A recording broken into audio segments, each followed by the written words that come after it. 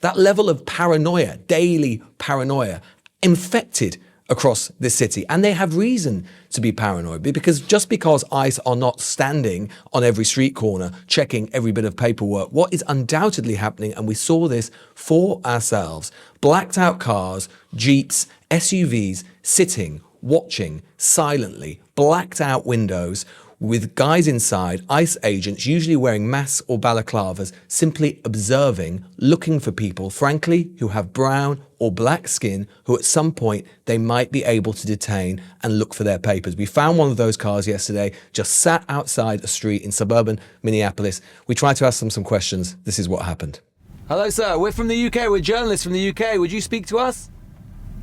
We're doing an investigation into what ICE are up to in Minneapolis. Will you speak to us? Why are you just waiting here? Do you have warrants for anything in particular, or are you just observing people?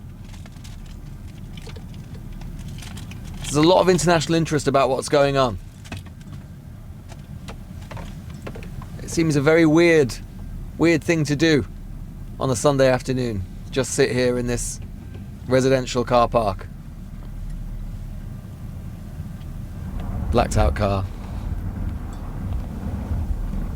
After giving us the finger. Yeah.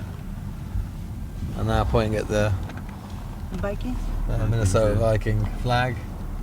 And that's it. They're just waiting here in this car park next to these flats. 3 cars. I'm gonna do a whistle, okay? You gonna blow your whistle? Yeah. So let them know that you.